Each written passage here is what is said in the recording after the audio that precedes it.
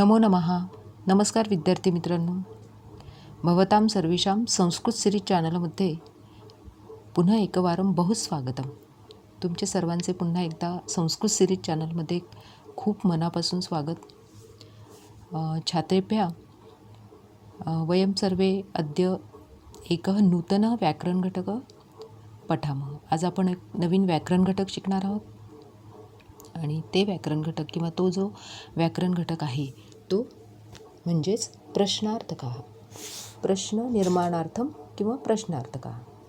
प्रश्न निर्माण कसा करायचा किंवा प्रश्न तयार कसा करायचा हे आपण कृतीपत्रिका सोडवत असताना गद्य या उतार्यातून आपल्याला ज्या कृती दिलेल्या असतात त्यामध्ये प्रश्न निर्माण किंवा प्रश्न निर्माणम कुरुत अशी एक कृती असते आणि बहुतेक वेळेला ती कृती आपल्याला गोंधळून टाकणारी असते की आपल्याला उत्तर दिलेलं असतं आणि त्या उत्तरावर आधारित आपल्याला प्रश्न तयार करायचा असतो आणि हेच आपल्याला इथे आज तुमच्यासाठी मी घेऊन आलेली आहे. तर पहा विद्यार्थी मित्रांनो, प्रश्नार्थकः प्रश्न तयार करणे. प्रश्न निर्माणार्थम किम सर्वनाम उपयुज्यते.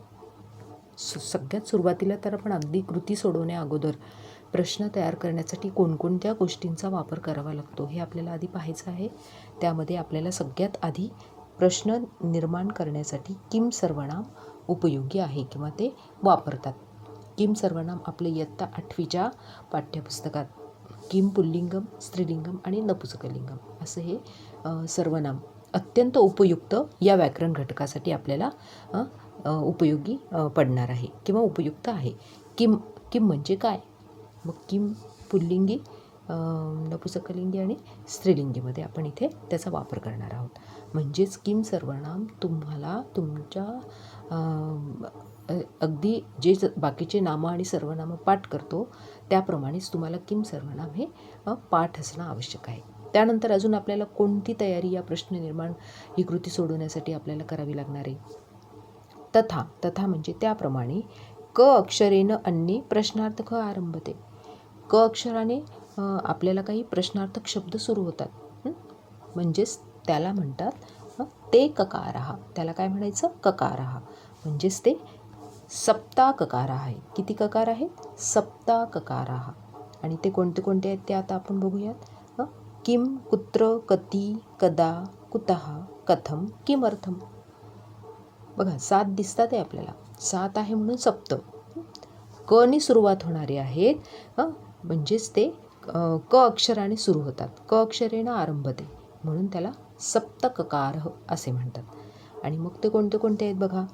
किम किम म्हणजे काय? कुत्र कुत्र म्हणजे कोठे.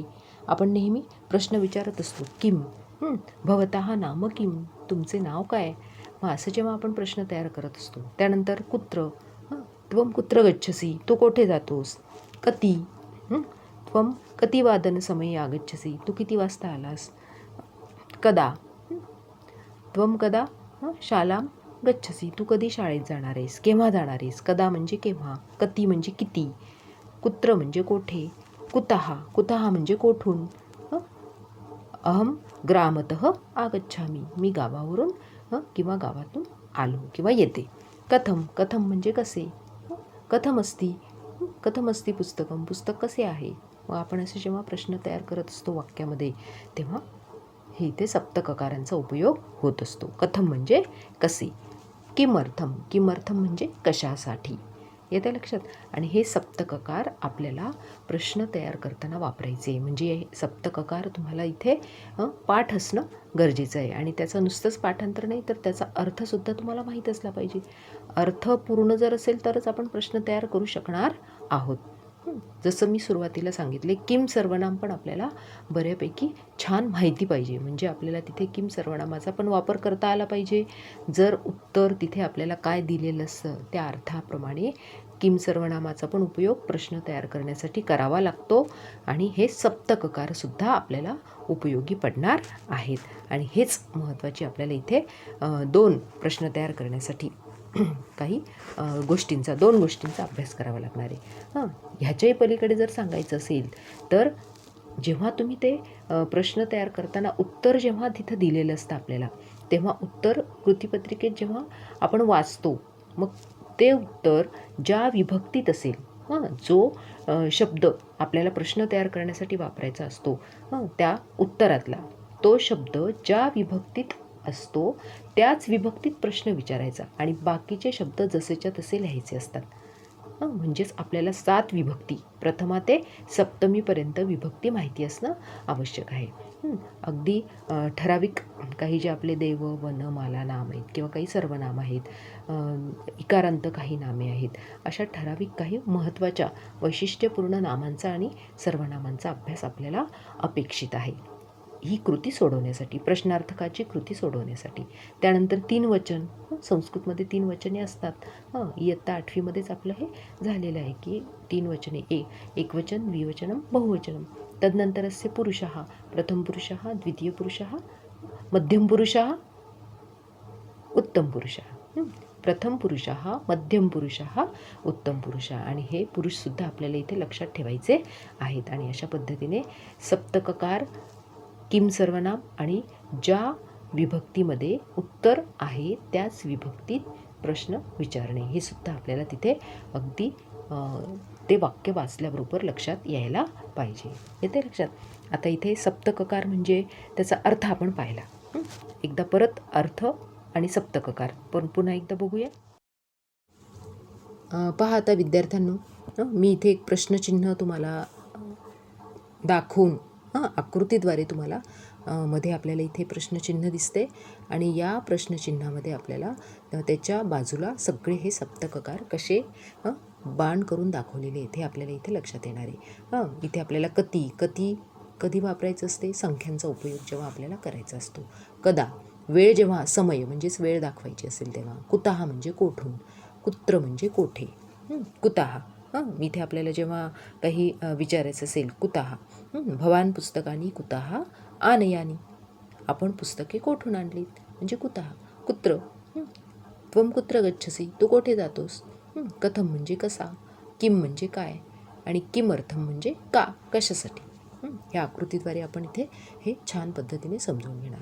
आता त्याच्यानंतरच्या पुढच्या स्टेपकडे आपल्याला जायचं आहे. बघा, कीदृशः, कीदृशी, कीदृशम हा पण प्रश्न तयार करताना नेहमी विशेषणाचा वापर केला जातो. हे विशेषण आहे आणि या विशेषणाचा अर्थ काय होतो, कसा. कीदृशः पुल्लिंगीमध्ये त्याचा अर्थ होतो कसा. उदाहरणार्थ मी जर उदाहरण घेतलं तर बुद्धिमान राजा, कीदृशः राजा असं मला म्हणायचं असेल प्रश्न तयार करताना तर या विशेषणाचा वापर मी केला. बुद्धिमान राजा, कीदृशः राजा. स्त्रीलिंगीमध्ये जर म्हणायचं असेल बुद्धिमती कन्या, कीदृशी कन्या.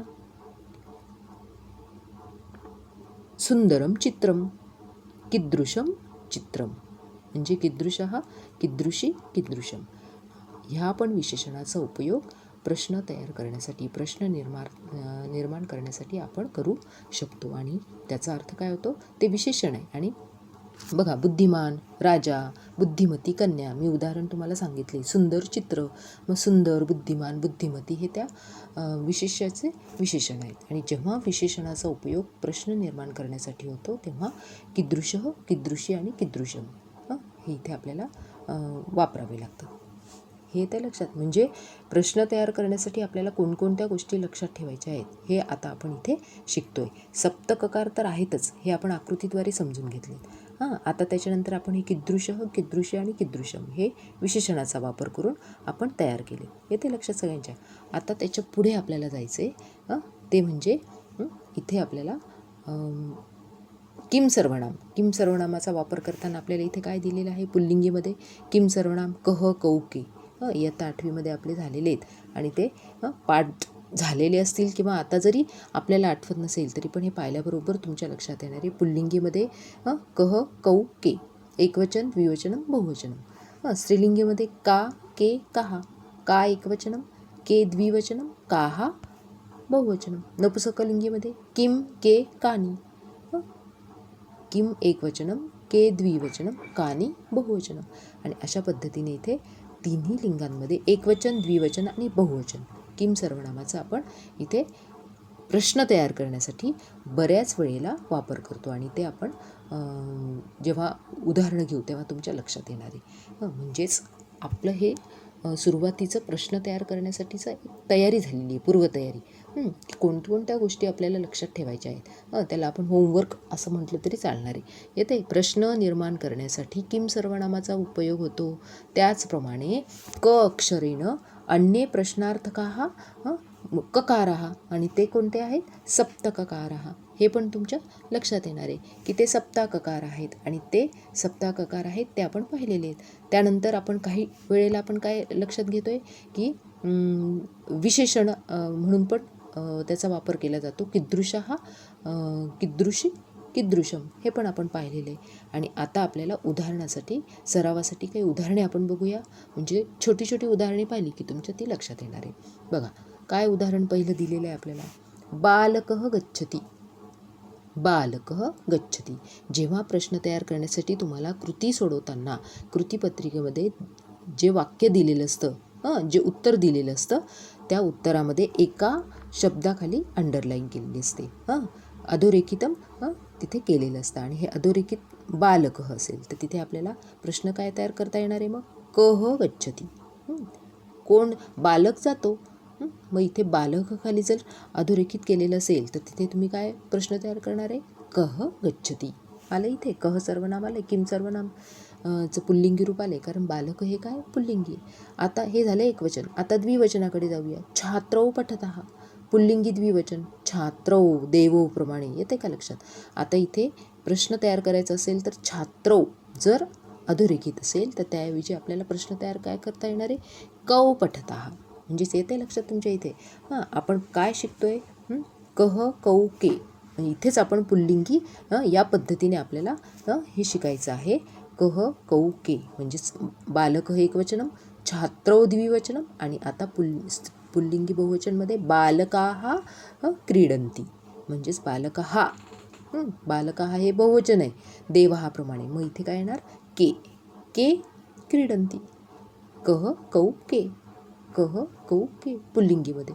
येते लक्षात. इथे मी पुल्लिंगी असं तुम्हाला तिथे आकृतीद्वारे दाखवलेलं सुद्धा आहे. म्हणजेच प्रश्न तयार करताना छोट्या छोट्या वाक्यांच्या सरावातूनच पुढे आपल्याला आपल्या पाठ्यपुस्तकातील वाक्य बघता येणार आहे. त्याच्यानंतर बघा आता स्त्रीलिंगी का के काहा.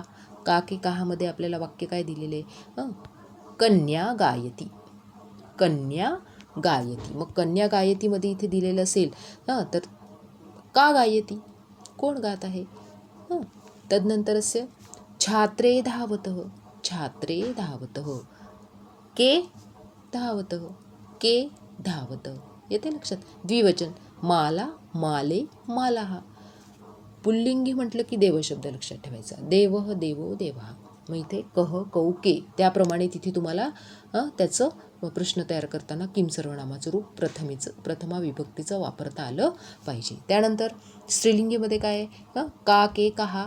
इथे आपण जरी प्रश्न किम सर्वनामाचं स्त्रीलिंगी रूप वापरत असलो तरी इथे मालाप्रमाणे माला माले मालाः. आता बहुवचन घेऊया. बहुवचनामध्ये काय आहे बालिकाः नृत्यन्ति. मग इथे बहुवचन काय आहे काहा. काहा नृत्यन्ति. प्रश्न तयार केला. येते लक्षात.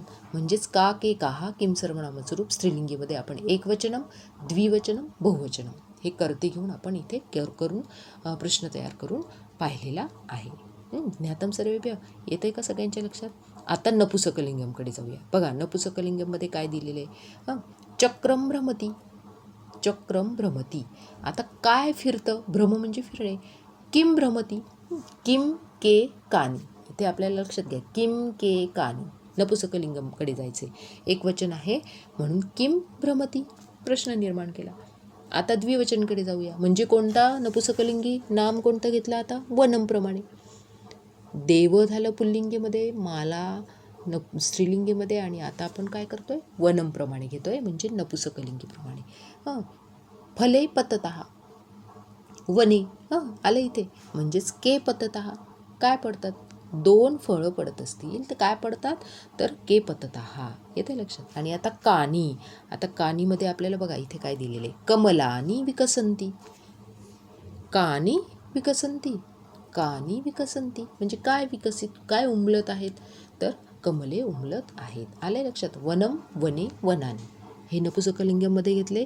किम के कानी असा प्रश्न तयार करताना किम सर्वनाम नपुसकलिंगीमध्ये वापरलेले आणि देव आणि माला या पुल्लिंगी स्त्रीलिंगीमध्ये किम सर्वनामाची रूपे वापरत असताना आपण पुल्लिंगी आणि स्त्रीलिंगी किम सर्वनामाचं रूप वापरलेलं आहे. आणि अशा पद्धतीने इथे उदाहरणांचा तुम्हाला सरावाय कृते, फक्त हे सरावासाठी की जेणेकरून तुमच्या अगदी पक्क डोक्यात लक्षात आलं पाहिजे की प्रश्नार्थकः तयार करायचं असेल तर आपल्याला सप्तककारः लक्षात ठेवायचे आहेत. त्यानंतर विशेषण कीदृशः कीदृशी कीदृशम लक्षात ठेवायचं आहे. आणि सप्तककारामध्ये आपल्याला एक इथे जेव्हा आपण किम सर्वनाममध्ये आपल्याला इथे लक्षात घेताना कह कौके आणि का के कहा हे लक्षात ठेवायचे. म्हणजे आज आपण इथे प्रश्नार्थक याची पूर्वतयारी आणि या पद्धतीने आपण इथे आपल्याला काय काय नेमका अभ्यास कसा करायचा आहे प्रश्नार्थक ही कृती सोडवण्यासाठी. प्रश्न निर्माणार्थम सरावायू कृते के करणीय, काय काय करायचं हे आपल्याला इथे आता लक्षात आलेलं आहे. तर विद्यार्थ्यांनो, आपल्याला या सप्तककारामध्ये आता प्रत्येक ककार आपण दररोज प्रत्येक व्हिडिओमध्ये आपण पाहूया आणि त्याची उदाहरणं आपल्या पाठ्यपुस्तकातली घेऊया. म्हणजे तुमच्या लक्षात येणार आहे नेमकं काय अभ्यास करायचा हे तुम्हाला कळले. आता पुढचा व्हिडिओ जेव्हा मी या सप्तककारमधला प्रत्येक ककार जेव्हा घेणार आहे तेव्हा तोपर्यंत तुम्ही किम सर्वनाम छान पद्धतीने पाठ करा. हे सप्तककार छान पाठ करा. कीदृशः कीदृशी कीदृशम हे विशेषण प्रश्न तयार करण्यासाठी वापरतात याचाही अभ्यास करा. आणि हा अभ्यास थोडा तुमचा छान झाला की आपण एक जवळजवळ पूर्ण आठवडाभर हे सगळे सप्तककार आपण घेणार आहोत. ही फक्त पूर्वतयारी म्हणून तुम्हाला हा अभ्यास आजच्या व्हिडिओमध्ये मी सांगितलेला आहे. तर बघा विद्यार्थ्यांनो, आज आपण प्रश्नार्थक हा प्रश्न निर्माण करण्यासाठी प्रश्न निर्माणार्थम के करणीय हा वयम सर्वे काय काय करायचं आहे आपल्याला सगळ्यांना ही माहिती मी थोडक्यात तुम्हाला सांगितलेली आहे.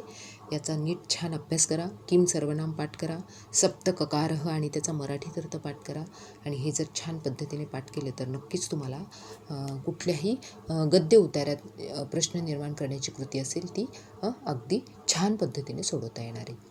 तर उद्यापासून आपण या सप्तककार प्रत्येक ककाराची माहिती आपण घेत जाऊया आणि आपल्या पाठ्यपुस्तकातली उदाहरणं पण लगेच सोडवून घेऊया. म्हणजे तुमचा छान अभ्यास अगदी व्हिडिओ पाहूनच होणार आहे या प्रश्न निर्माण करण्यासाठी. येते लक्षात सगळ्यांच्या. तर व्हिडिओ आवडला असेल तर नेहमीप्रमाणे लाईक करा, शेअर करा तुमच्या वर्गमित्रमैत्रिणींना. आणि ज्यांनी अजूनही कोणी सबस्क्राईब केलं नसेल तर प्लीज सबस्क्राईब करायला विसरू नका आणि बेल आयकॉनला क्लिक करा. तुम्ही जर सबस्क्राईब केलं असेल तर नक्कीच तुम्हाला माझ्या व्हिडिओच्या नोटिफिकेशन्स मिळत असणार आहेत. आणि बऱ्याच विद्यार्थ्यांना नोटिफिकेशन्स मिळाल्या की लगेच ते विद्यार्थी ते पाहून व्हिडिओ बघून मला कमेंट्स करत असतात. आणि खरंच त्यांच्या शंका ज्या असतील आणि त्यांना अजूनही कोणकोणत्या व्याकरण घटकाविषयी शंका असतील तर ते मला लगेच कमेंट बॉक्समध्ये कमेंट करतात. तसं बाकीच्या इतर मुलांनीसुद्धा करायचं आहे. आणि सबस्क्राईब करायला मात्र विसरायचं नाही. आणि आजचा हा व्हिडिओ बघून उद्याच्या अभ्यासाची तयारी करा. आणि उद्या आपण सप्तककार प्रत्येक ककार आपण बघणार आहोत. तोपर्यंत आपण थांबूया. पुनर्मिलामः. नमो नमः.